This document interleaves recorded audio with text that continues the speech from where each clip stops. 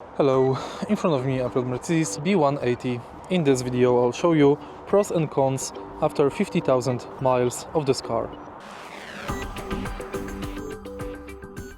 After long-term ownership, several real-world pros and cons emerge.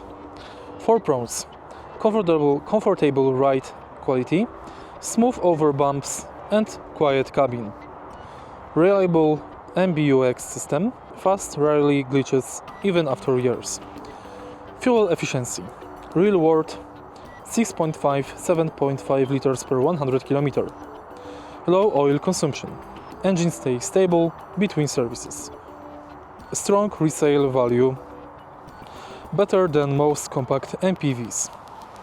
4 cons: suspension noise develops, bushing starts to wear around 30 to 50 km. Some interior wear, touch surfaces may lose texture with heavy use. Brake wear, pads may need replacing sooner than expected. Service costs increase, especially if done at dealerships.